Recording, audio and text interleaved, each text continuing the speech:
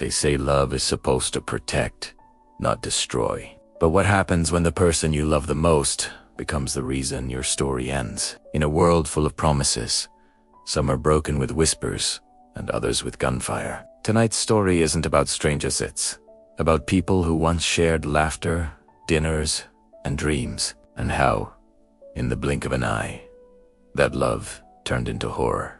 It began quietly, like many tragedies do. Sugarcreek Township, Ohio, was the kind of place where people left their doors unlocked, where small-town kindness met suburban.com. It wasn't a place where headlines were born. It was a place where life just ... went on. But beneath that calm, a storm was brewing in the lives of three people whose paths would cross in the most devastating way. Jaime Gustitus was 25 years old, first lieutenant in the U.S. Air Force, stationed in Dayton, ambitious, kind, and deeply respected by her peers. Jaymee represented everything bright about the next generation of military leadership. Her colleagues described her as focused yet compassionate, someone who balanced strength with empathy. She was the type of person who could lead a team by example and still find time to comfort a friend. Those who knew her said she had a quiet confidence and unshakable belief that hard work could fix almost anything. But there are some things no one can prepare for. Miles away, in Huber Heights, another young woman named Jacob Prichard was living a different kind of life. She was 33, a devoted mother, and a wife trying to make her marriage work. Her husband, 34-year-old Jacob Prichard, was known in their circle as a friendly guy, outgoing, funny, sometimes too loud but usually harmless. But those who knew him closely had started to notice changes. Jacob was restless, easily agitated, and increasingly paranoid. His charm had begun to fade into something darker, and behind closed doors, the tension between Jacob and Jaymee was growing unbearable. For months, their marriage had been falling apart. Friends say Jaymee had talked about leaving, about finally starting over and finding peace. But leaving wasn't simple. She had responsibilities, fears, and the kind of emotional ties that make walking away feel impossible. Jacob, on the other hand, was spiraling. He didn't see a future without control. In his mind, love wasn't mutual, it was ownership. And the more he felt Jaymee slipping away, the more dangerous he became.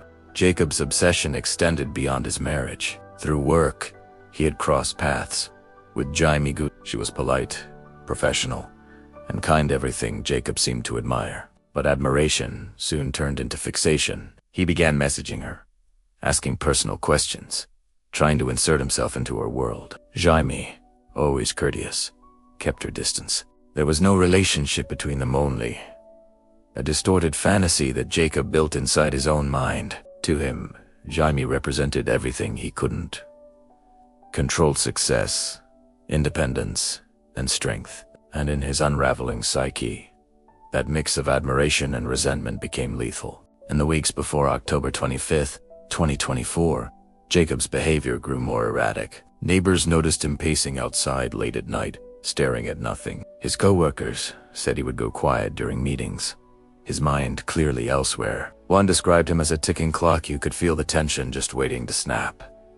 He had arguments with Jaymee almost daily. The topics were small finances, plans, trust, but underneath it all, something darker was building. He had begun blaming everyone else for his unhappiness, and when he looked at his wife, he didn't see a partner anymore. He saw the symbol of everything he had lost control of. On the night of October 24th, Jacob made his decision. Investigators would later find handwritten notes at his home, some scrolled on napkins, others in a torn notebook. They weren't full confessions, but fragments of his thoughts. She doesn't love me. I can't let her walk away. This ends tonight. Chilling. Incomplete sentences that told the story of a man preparing to end three lives: his wife's, Jaime's, and his own. It was just after midnight when Jacob returned home. Jaymee was already asleep.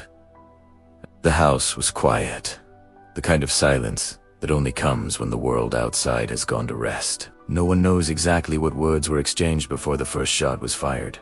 Perhaps there were none. What's known is that Jacob killed his wife sometime between 12:30 and 1 a.m. There was no sign of struggle.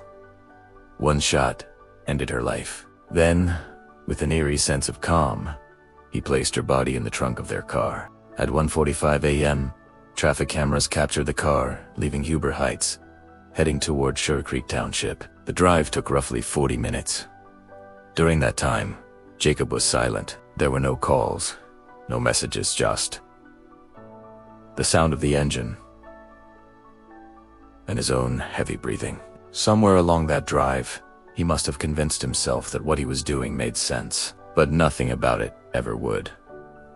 Jaimee's apartment was quiet when he arrived. She lived alone, in a simple, neatly kept space near her base. Lights from the nearby street lamps spilled through the blinds. At around 2 a.m., Jacob forced his way in. Neighbors would later recall hearing a muffled noise like a door closing to hard, but no one thought much of it at the time. In the minutes that followed, Jaimee's life came to an abrupt, tragic end. She never even had the chance to understand why. When investigators later entered the apartment, they found no evidence of a struggle. Jaymee had likely been asleep or just waking when she was shot. On her nightstand was a small clock that had stopped at 2:06 a.m., the same time police believed she was killed. Her uniform hung neatly in the closet, ready for the next day. On the kitchen counter was a half-empty mug of tea and an open notebook filled with plans for the week ahead. It was the kind of ordinary scene that made the horror feel even heavier. After killing Jaymee, Jacob left the apartment and got back into his car. The body of his wife was still in the trunk. It was now after 4 a.m. He drove to the West Milton Municipal parking lot, a quiet, empty space surrounded by trees and faintly lit by streetlights. At 4:22 a.m., he parked the car, opened the trunk, and looked at what he had done. 1 minute later, he ended his own life with a single gunshot. When police arrived, they found him slumped beside the open trunk, his wife's body still inside. The next morning, the news spread like wildfire. Two towns, Huber Heights and Sugarcreek Township, were rocked by the unthinkable. The Air Force community was devastated. Officers who had served with Jaymee gathered in disbelief, unable to process how someone so full of life could be gone so suddenly. The police department held a press conference that afternoon. Their voices were steady, but their eyes told a different story, one of exhaustion and sorrow. They confirmed the details. 2 women murdered, 1 man dead by suicide. Take height at a tragic sequence of domestic violence and mental breakdown. But behind those words was a truth much harder to say. This wasn't just a breakdown, it was a choice. In the following days, the weight of the tragedy settled over both communities. Vigils were held for Jaymee at her base and for Jaymee at her family's church. Photos of both women began circulating online to faces filled with warmth and life, side by side, victims of one man's obsession and rage. People left flowers, candles, and notes outside their homes. Messages like "Fly high, Jaymee, and rest easy." Jaymee filled social media. The pain was shared by strangers who didn't even know them, because tragedy like this has a way of touching everyone. Investigators worked around the clock to reconstruct the timeline. They wanted to know why. What had triggered this? What could have stopped it? But the answers were fragmented. Buried in Jacob's instability and unchecked emotions, he had no criminal record, no history of violence, but he did have warning signs: emotional volatility, controlling behavior, and an inability to accept rejection. In the end, those signs formed a pattern that too many people overlook until it's too late. Friends of Jaymee said she had become distant in the weeks leading up to her death. She stopped joining social gatherings, avoided posting online, and often seemed preoccupied. Some suspected she was afraid, but didn't want to admit it. Jaimee's friends, meanwhile, had no idea she was even remotely connected to Jacob. To them, it was a random act of violence, a cruel twist of fate. But to Jacob, it was the conclusion of a story he had already written in his mind. What makes this case particularly heartbreaking is how ordinary everything seemed before the tragedy. There were no dramatic warnings, no public confrontations, just a quiet unraveling behind closed doors. A husband losing control, a wife trying to hold on, and an innocent woman caught in the crossfire of someone else's delusion. It's the kind of story that makes you question how well we really know the people around us. As the investigation wrapped up, police confirmed what many feared. There was nothing left to prosecute, no trial to bring closure. Justice, in the traditional sense, would never come. But for the families of Jaime and Jaymee, justice wasn't about punishment, it was about remembrance. They vowed that their loved ones would not be defined by how they died, but by how they lived. By the end of October, memorials had been held across both towns. Jaime's Air Force colleagues honored her with a flyover and a folded flag presented to her parents. Jaime's friends created an online fund to support victims of domestic violence. Out of unbearable loss came a message that needed to be heard, that love should never hurt, that control is not devotion, and that silence can be deadly. And though weeks have passed, the echoes of that night still linger in Ohio's quiet air, in every flickering candle, in every whispered prayer, and in every person who now looks at their loved ones and says, "I'll never ignore the signs again." Because the truth is simple, and it's terrifying. Sometimes, the monsters we fear most don't come from the dark. They sleep beside us. By the time the police arrived at the small municipal parking lot in West Milton, Ohio, the morning air had turned heavy with disbelief. A black sedan sat quietly beneath the flickering streetlight, its trunk left open. Inside, officers discovered the body of Jacob Prichard, 33 years old. Wrapped in a blanket, her face still and pale. A few feet away, on the cold asphalt, lay her husband, Jacob Prichard, 34, dead from a self-inflicted gunshot wound. The scene was silent, except for the rustle of wind and the faint hum of early morning traffic. What the officers didn't yet know was that this was only half the story. Within hours, as investigators traced Jacob's movements, another call would come in, one that would turn a tragedy into something far darker. Back in Sugarcreek Township, 25-year-old First Lieutenant Jaime Gustitus was found dead inside her apartment. She had been shot multiple times while she slept. Her door showed signs of forced entry, and the shooter, police soon realized, was the same man whose body now lay in that West Milton parking lot. What began as a single domestic homicide had become a double murder-suicide, a devastating chain of events that ripped through two families and left an entire community stunned. Detectives worked quickly to reconstruct the timeline. Around 2 a.m., Jacob Prichard had broken into Jaime's apartment, likely using a key he'd taken from her car or an access point he already knew. Neighbors later told police they heard a few muffled thuds, no screaming, no arguments, just the distant sound of what one described as something dropping. When officers found her, Jaime's phone was still plugged in beside her bed. She never had a chance to call for help. At 4:22 a.m., cameras in downtown West Milton captured Jacob's car pulling into the municipal lot. For several minutes, the car remained still. Then, at 4:23, a flash and silence. The timeline was grimly precise. Investigators later confirmed that before killing Jaime, Jacob had already murdered his wife, Jaymee, at their home in Huber Heights. He'd placed her body in the trunk and driven away. Not toward escape, but toward the place he'd chosen to die. When the full story came out, it sent shockwaves through Ohio's Miami Valley region. Jaime wasn't just another victim. She was a decorated Air Force officer, known for her intelligence, her discipline, and her compassion. She had served as a logistics readiness officer, recently assigned to Wright-Patterson Air Force Base. Friends described her as the kind of person who always showed up for work, for family, for everyone. Jacob and Jaymee, on the other hand, were known to most as a quiet, unassuming couple. They'd been married for nearly a decade, raising 2 children together. But behind closed doors, the relationship had begun to fracture. According to court records, Jaymee had filed for divorce earlier that year. She had also told friends she feared Jacob's temper, something she had tried to manage quietly, hoping he'd get help. No one expected the rage that followed. When detectives interviewed family members, they pieced together a disturbing picture. Jacob, a former National Guard member, had been struggling emotionally and financially. He felt abandoned, rejected, and humiliated by the unraveling of his marriage. But most chillingly, investigators found messages between him and Jaime. Messages suggesting that the two had once been romantically involved. It wasn't clear how serious the relationship had been, or when it ended. Some reports suggested they met through military circles. Others said they'd known each other casually from a shared group of friends. Whatever the truth, one thing became obvious. In the weeks before the murders, Jacob's behavior toward Jaime had turned obsessive. Phone records showed multiple calls and texts from him that went unanswered. Security footage captured his car circling her apartment complex days before the attack. And on the night of the murders, Jacob had sent a final message, one that investigators later recovered from his phone. It read simply, "You can't just walk away from me."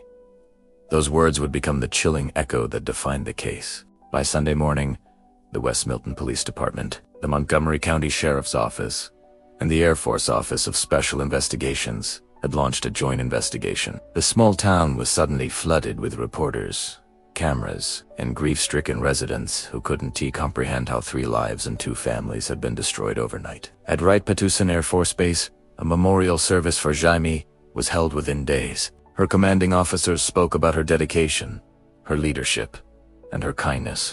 One fellow officer said quietly to the crowd, "She believed in service above self. She deserved more than this."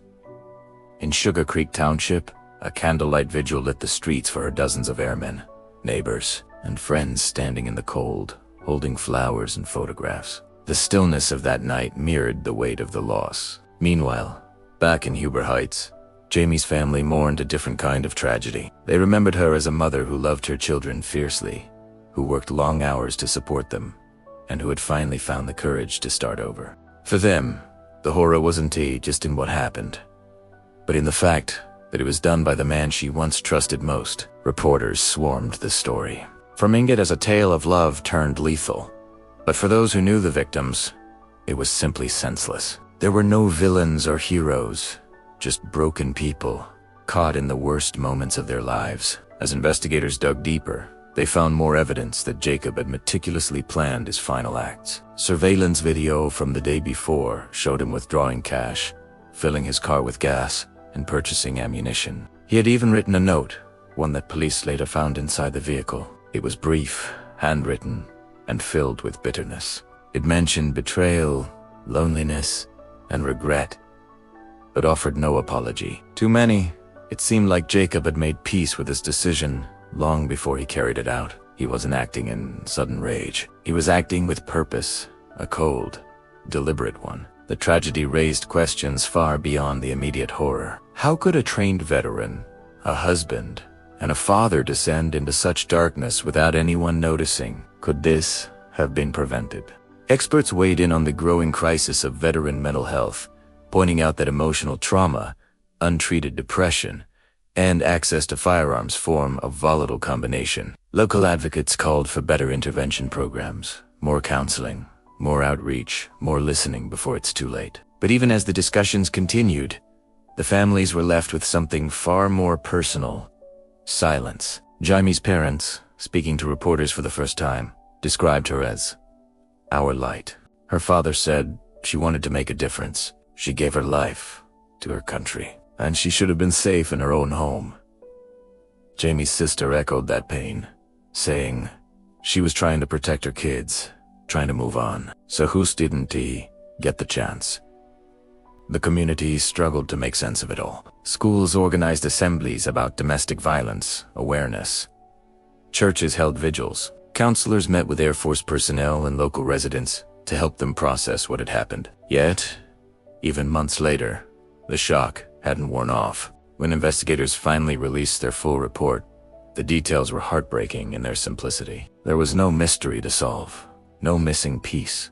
It was a tragedy born out of control, jealousy, and despair. Jacob Prichard had killed 2 women he once claimed to love, then himself, leaving behind a trail of shattered lives, 2 children without parents, 2 families without daughters, and a community without answers. The final report closed the case, but for those left behind, closure was something they would never truly feel. In the months that followed, the Air Force established an internal initiative in Jaime's name, a mental health awareness campaign aimed at helping service members seek help before crisis struck. Her commanding officers said she would have wanted that.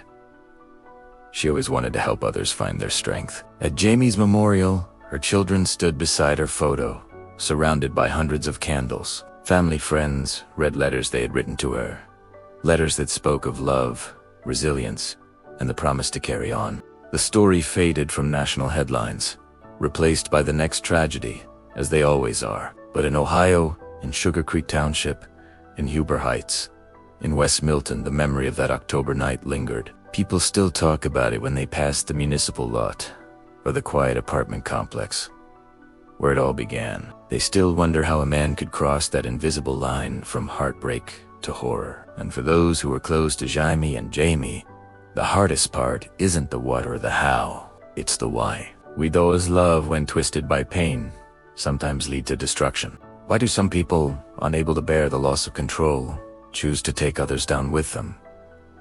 There are no easy answers, just the haunting truth that sometimes evil isn't a stranger in the dark. It as someone who once whispered that they loved you. Jaime Gustitus was 25 years old. Jacob Prichard was 33. Both were daughters, friends, women with futures, waiting just beyond that October dawn. Their stories, now bound together by tragedy, serve as a quiet warning that beneath even the calmest surfaces, something broken can always be hiding. Sometimes love doesn't fade. It fractures. And when it does, it destroys everything in its path.